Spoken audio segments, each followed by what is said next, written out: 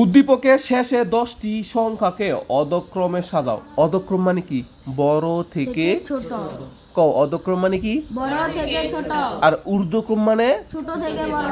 যদি পরীক্ষায় আসতো যে উদ্দীপকের শেষে 10টি সংখ্যাকে ঊর্ধ্বক্রমে সাজাও, তাহলে আমি ছোট থেকে বড় সাজাইতাম। এখন কইছে যে শেষের 10টা সংখ্যারে অধক্রমে সাজাইতে। শেষের 10টা, শেষের 10টা। তাহলে আমি শেষ থেকে গুনে লিখুন 10টা। 1 2 3 4 5 6 7 8 9 10। এই যে এখান থেকে এই যে 90 থেকে পরের 10টা কটা শেষের 10টা, বুঝতে পারছো?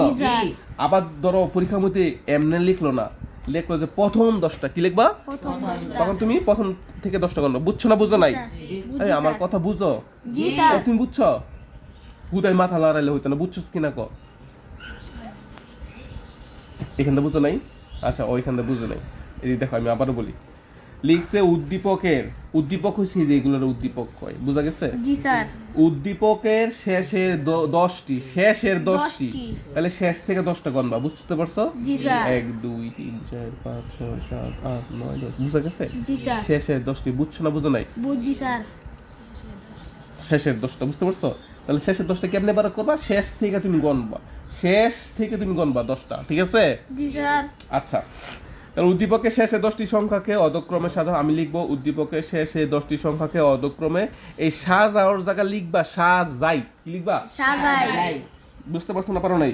বুঝছি স্যার। আমি এখানে লিখলাম তাড়াতাড়ি। উদ্দীপকের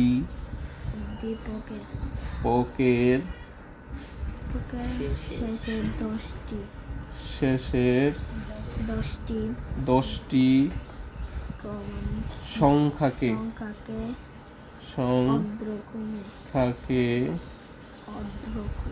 অধক্রমে। কি ক্রমে? দ বিসর্গ করফলক্রম ঐকারমে অধক্রমে সাজাই। এখানে এখন এখানে অধক্রমে মানে বড় থেকে ছোট। সবচেয়ে বড় কত আছে এখানে? 90। লিখলাম 90। পরে 80। 85 নাই? 90 স্যার দুইটা তো স্যার। হ্যাঁ 92টা, দেখো 92টা, গুড। তারপরে 80 আছে এনো। তারপরে 75, তারপরে 70 আছে। তারপরে কত? 65। 65 কটা? দুইটা। আচ্ছা, পরে 60 কটা? একটা। পরে 62টা কো? একটা স্যার। ওটা তো এই পাশে যে মানে এটা তো এই পাশে গেছে গা। তাহলে কত আছে এখানে? 60 এর পরে কত আছে? 40। এই যে 45 আসছে আবার। জি স্যার 40 না 45 আছে, পরে আছে 40। তাহলে দেখো তো কটা হচ্ছে? 1 2 3 4 5 6 7 8 9 10 হইছে। এই বুঝতে পারছো না পারো নাই? বুঝছি স্যার। পরীক্ষা এইভাবে আইডিয়া লিখতে পারবা? জি স্যার। মাইম বুঝছো? জি স্যার। আবার হুদাই কোশ্চেন স্যার। জি স্যার। ঠিক আছে, টাকা এখানে। তাহলে আমাদের এই অঙ্কটা আল্লাহর রহমতে শেষ হয়ে গেছে। এখন আর মাত্র কটা অঙ্ক বাকি আছে? দুইটা। কটা অঙ্ক বাকি আছে?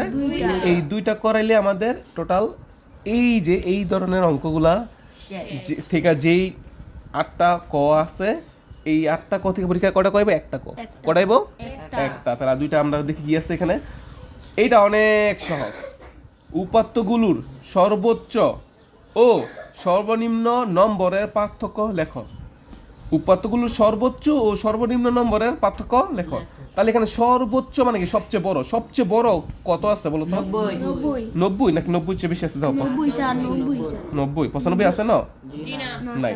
তাহলে আমি লিখলাম এখানে কি বলছে আবার বলি, উপাত্তগুলোর সর্বোচ্চ মানে সবচেয়ে বড়।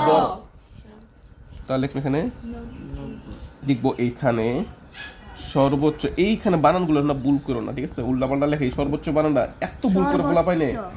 সর্বোচ্চ নম্বর কি লেখো সেটা? নম্বর। এখানে সর্বোচ্চ নম্বর কত আছে? 90। বুঝা গেছে? জি স্যার। এবং সর্বনিম্ন বানানগুলো দেখো, প্রশ্নের মধ্যে দেওয়া আছে সর্বনিম্ন বানানটা কি বলে লিখছে? 40। দেখা বলা মানে ভুল করে রে। সর্বনিম্ন নম্বর কত আছে এখানে? 40 লিখলাম। তাহলে সর্বোচ্চ পাইলাম 40 না 30।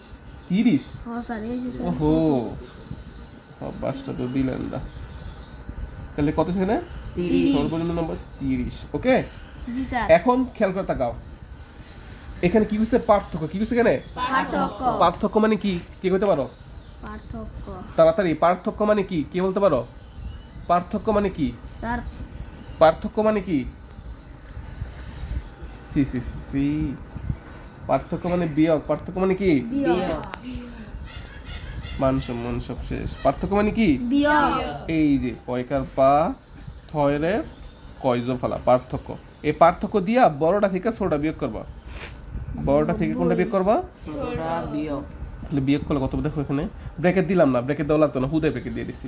90 থেকে 30 বাদ দাও, কত থাকবে বলো? 60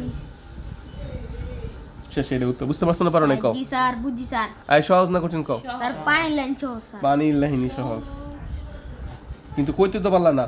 পার্থক্য মানে বিয়োগ। তাকাও এখানে, তাহলে আর কটা বাকি আছে? একটা। কটা বাকি আছে? একটা